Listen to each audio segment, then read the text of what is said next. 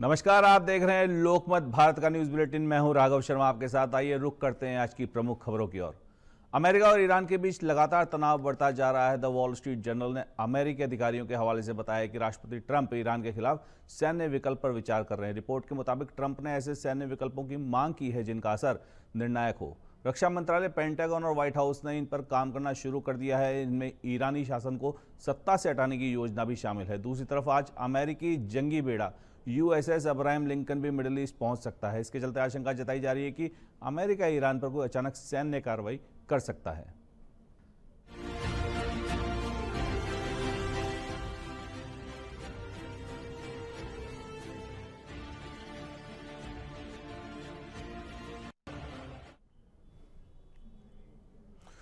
Ukraine, रूस और America के बीच अबू धाबी में शुक्रवार को त्रिपक्षीय वार्ता हुई है। बातचीत आज भी जारी रहेगी। 2022 में रूस यूक्रेन पर हमले के बाद तीनों देशों की पहली संयुक्त बैठक है। यूक्रेन के राष्ट्रपति जेलेंस्की ने पहले दिन के बातचीत के बाद एक बयान जारी कर कहा कि इसके बारे में कुछ भी कहना भी बहुत जल्दबाजी होगी। जेलेंस्की ने आगे कहा, हम देखेंगे कि कल बातचीत कैसे आगे बढ़ती है और उसके क्या क्या परिणाम निकलते हैं। दोनों पक्ष पहले भी कह चुके हैं कि जमीन का सवाल सबसे अहम है। खासतौर पर पुतिन की मांग है कि यूक्रेन दोनेत्स्क क्षेत्र का वह 20% दावेदारी छोड़ दे। इस पर उसका अब भी नियंत्रण है।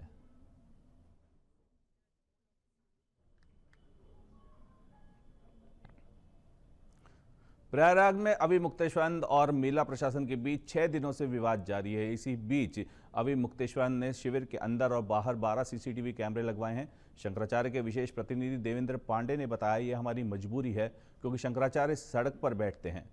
प्रशासन और उनके गुंडे हैं, संत के वेश में शैतान यहाँ घूम रहे हैं। उनसे शंकराचार्य की जान को खतरा है। रात में आकर वीडियो बनाते हैं, पकड़े जाने पर कहते हैं कि नोटिस देने आए हैं। अभिमुक्तेश्वर की तबीयत अभी भी खराब है। रात में उन्होंने दवा ली थी। शुक्रवार को उनकी तबीयत अचानक बिगड़ गई।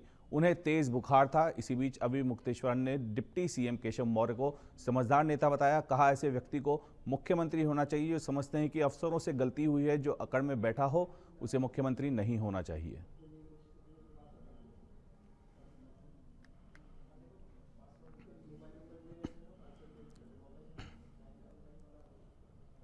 पश्चिम बंगाल की सीएम ममता बनर्जी ने शुक्रवार को कहा कि बंगाल में एसआईआर की चिंता में हर रोज 3 से 4 लोग आत्महत्या कर रहे हैं।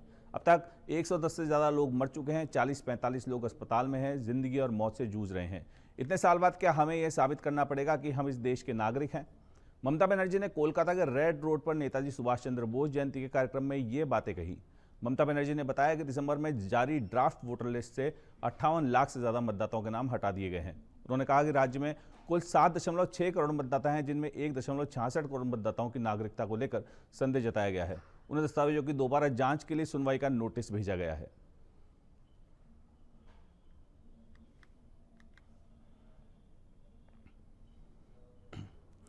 हिमाचल प्रदेश में भारी बर्फबारी के कारण 600 से ज्यादा टूरिस्ट जगह जगह फंसे हुए हैं।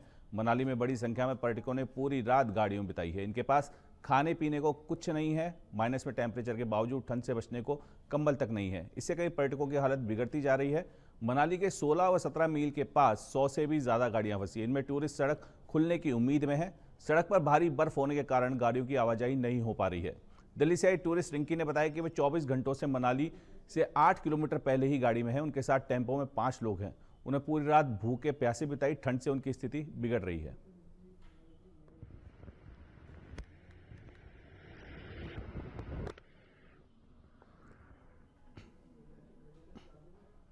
जयपुर में मुख्यमंत्री भजनलाल शर्मा ने कहा, गरीब और मध्यम वर्ग के परिवार बच्चों की पढ़ाई के लिए कर्ज लेकर मेहनत करते हैं। जब ऐसे परिवारों के बच्चों के साथ भर्ती परीक्षाओं में धोखाधड़ी होती है तो सिर्फ छात्र ही नहीं, उनके माता पिता भी टूट जाते हैं। मुख्यमंत्री ने कहा, मेहनती और गरीब परिवार के बच्चों को यह तक पता नहीं चलता कि ओएमआर शीट में भी गड़बड़ी कर दी जाती है। जिनसे भी युवाओं के भविष्य से खिलवाड़ किया है, वह चाहे कितना ही बड़ा हो, कितना ही बड़ी अधिकारी हो, नेता हो, उसे सजा जरूर मिलेगी। विपक्ष चाहे जैसा बयान दे, लेकिन सच्चाई सामने आएगी। जयपुर में शुक्रवार को आयोजित राज्य स्तरीय मेगा पीटीएम कार्यक्रम में मुख्यमंत्री शर्मा ने राजस्थान में भर्ती परीक्षाओं में लगातार सामने आ रही धांधली और पेपर लीक मामलों को लेकर ये बातें कही। दूर के वो विद्यार्थी जिन्होंने सपना देखा है अपने माता पिता की सेवा का, माता पिता के सहयोग करने का। राजस्थान के पूर्व मुख्यमंत्री अशोक गहलोत ने डिस्टर्ब एरिया एक्ट को लेकर भाजपा सरकार पर गंभीर आरोप लगाए हैं। उन्होंने सोशल मीडिया पर लिखा कि जिस राजस्थान की पहचान भाईचारे, अपनायत और पधारो महारे देश की संस्कृति से हो रही है, उसी प्रदेश को अब अशांत घोषित करने की कोशिश की जा रही है।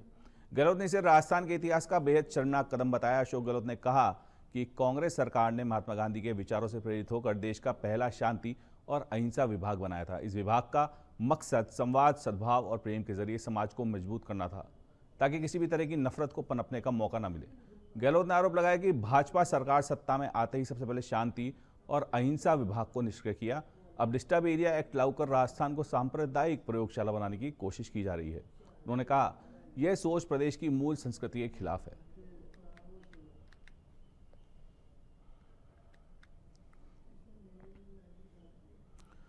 आइए अब रुक करते हैं मध्य प्रदेश की खबरों का। मंदसौर शहर के खानपुर क्षेत्र में स्थित बड़केश्वर महादेव मंदिर परिसर में बसंत पंचमी के पावन अवसर पर एक ऐतिहासिक भव्य आयोजन संपन्न हुआ। पहली बार यहां तुलसी शालिग्राम विवाह के साथ साथ 12 जोड़ों का निःशुल्क सामूहिक विवाह सम्मेलन आयोजित किया गया, जिसमें बड़ी संख्या में नगरवासियों ने सहभागिता कर आयोजन को सफल बनाया। इस धार्मिक सामाजिक कार्यक्रम में राज्यसभा सांसद बंशीलाल गुर्जर, उप मुख्यमंत्री जगदीश देवड़ा, विधायक विपिन जैन तथा भाजपा जिलाध्यक्ष सहित अनेक जनप्रतिनिधि मुख्य अतिथि के रूप में उपस्थित रहे। अतिथियों ने नवविवाहित जोड़ों को आशीर्वाद प्रदान किया तथा आयोजकों को भी इस सामाजिक पहल की सराहना की।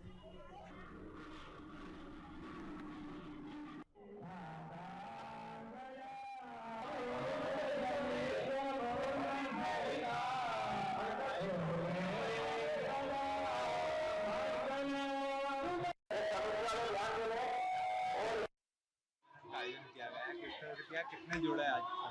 जी, ये श्री बड़केश्वर महादेव मंदिर समिति जगतपुरा वार्ड नंबर 29 के द्वारा 12 जोड़ों का विवाह सम्मेलन किया जा रहा है, जिसमें ठाकुर जी की बिनोली कल शाम को भी निकाली गई थी और आज सारे वर वधू के साथ ठाकुर जी की बिनोली निकाली गई है और सभी में हर्ष उत्साह अति उत्साह है। और ये पहली बार, प्रथम बार इस पूरे खानपुरा क्षेत्र का ले लो या जगतपुरा चौराहा से ले लो, इस पूरे एरिया में मध्यम वर्ग एरिया के अंदर पहली बार ये सम्मेलन इस बड़े स्तर पर किया जा रहा है। किस तरह का आयोजन समिति से पैसे लिए गए? समिति ने जो सहायता देने वाले हैं, जैसे कि वार्डवासी, वार्ड के व्यापारी, इन लोगों से सामग्री ली गई है। जिन्होंने सामग्री नहीं दी उन्होंने धनराशि दी है। किसी ने 100 रुपए दिए, किसी ने 50, किसी ने 500, ऐसे करके राशि दी गई है और हम ये इसी तरह करते सर। श्योपुर की कोतवाली थाना पुलिस की कार्य क्षमता पर अब सवाल उठ रहे हैं। पटवारी कॉलोनी के सामने रहने वाले फरियादी निशान सिंह के यहां दिसंबर माह में एक चोर ने घर में रखे सोने, चांदी एवं नकदी पर हाथ साफ कर दिया था, जिसकी वारदात सीसीटीवी कैमरे में रिकॉर्ड हो गई थी, जिसकी पहचान भी फरियादी निशान सिंह व आसपास के पड़ोसियों और कॉलोनी वासियों ने कर ली थी और पुलिस को चोर के घर लेकर भी गए थे और सीसीटीवी से उस अपराधी की पहचान भी उजागर हो गई थी। जिसके बाद पुलिस उस अपराधी से बातचीत की, अपराधी का वीडियो बनाया, लेकिन पुलिस ने पकड़ने की बजाय उसे छोड़ दिया। फरियादी निशान सिंह खुद चोरों का पता लगा चुके हैं। सीसीटीवी फुटेज में दिख रहे अपराधी का पता लगाने में फरियादी ने पुलिस की पूरी मदद की। यहां तक कि पुलिस को आरोपी का घर बताकर उसके घर भी ले गए, जहां सीसीटीवी फुटेज में दिख रहा था। पुलिस ने उन चोर का वीडियो बनाया, फिर उसे छोड़ दिया। पुलिस की इस कार्य प्रणाली से फरियादी निशान सिंह आश्चर्य कर रहे हैं कि जब चोर का पता लगा लिया, चोर सामने खड़ा था, दिख रहा था, चोर से पूछताछ की, पकड़ा क्यों नहीं।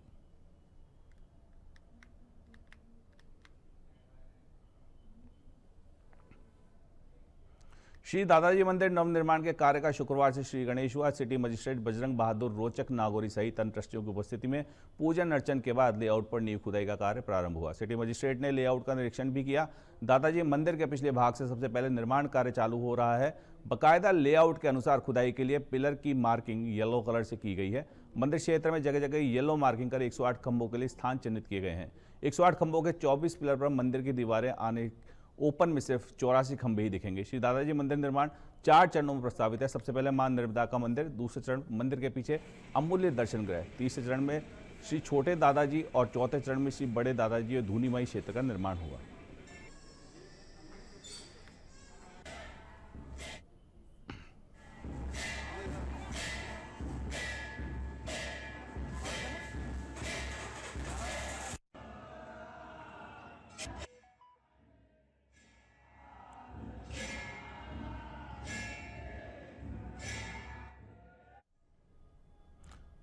खंडवा में एसआईआर प्रक्रिया को लेकर सियासी घमासान तेज हो गया है। कांग्रेस जिला शहर अध्यक्ष प्रतिभा रघुवंशी के नेतृत्व में कांग्रेस पदाधिकारी और कार्यकर्ता कलेक्ट्रेट पहुंचे और प्रशासन को ज्ञापन सौंपा।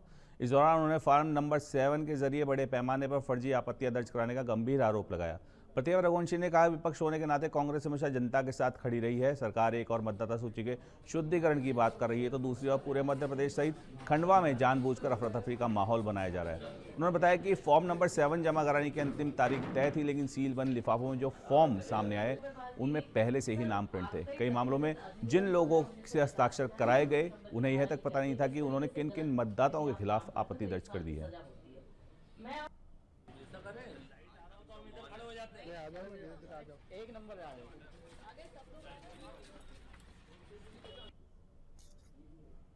देखिए, एसआईआर की प्रक्रिया में एक ओर सरकार कहती है कि हम मतदाता सूची का शुद्धिकरण कर रहे हैं, दूसरी ओर कल से पूरे मध्य प्रदेश में और हमारे खंडवा में जो माहौल अफरा तफरी का मचाया हुआ है, पहले इनके नियम के अनुसार कल लास्ट डेट थी फॉर्म नंबर 7 पे आपत्ति दर्ज कराने की, लेकिन सील बंद लिफाफे में जब आप फॉर्म नंबर 7 देखते हैं तो उसमें नाम ऑलरेडी प्रिंट है। जतिन पटेल को यदि किसी की आपत्ति ले रहा है तो उसको पता ही नहीं मैंने किन 20 लोगों के नाम पे सिग्नेचर किया। जब हम लोगों ने उनसे बात की कि भैया आपने फॉर्म नंबर 7 पे सिग्नेचर किए हैं और बूथ नंबर 49 पे आपने 22 लोगों की आपत्ति दर्ज कराई है, क्या कारण है? तो पहले तो डर गया कि क्या हुआ, फिर उसने कहा कि दीदी हमें तो कहीं से ऑफिस से आया था, हम फला पार्टी के लोग और हमें ये करने को कहा गया था। तो एक और जो हमारा प्रतिनिधित्व अधिनियम 1950 की उसमें 31 नंबर की जो धारा वो ये कहती है कि यदि आप वास्तविक मतदाता को आपत्ति की जो घोषणा कर रहे हैं जिस आधार पे कर रहे हैं, यदि वो आधार आपके गलत है तो 1 साल तक की सजा है।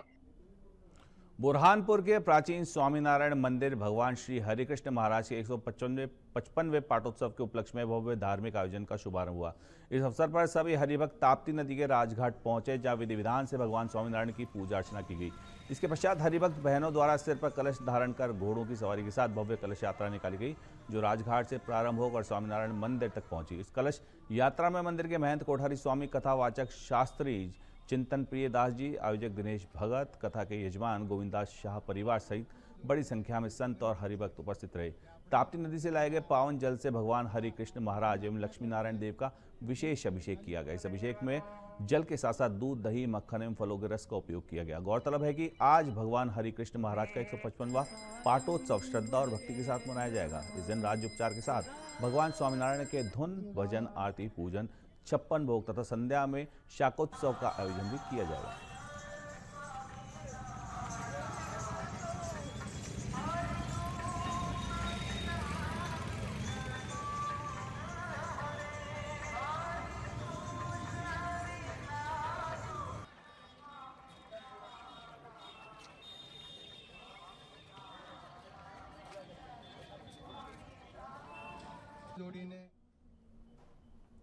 लोकमत भारत के इस न्यूज बुलेटिन में अभी सिर्फ इतना ही, और खबरों के लिए बने रहिए हमारे साथ। तब तक के लिए दीजिए इजाजत। नमस्कार।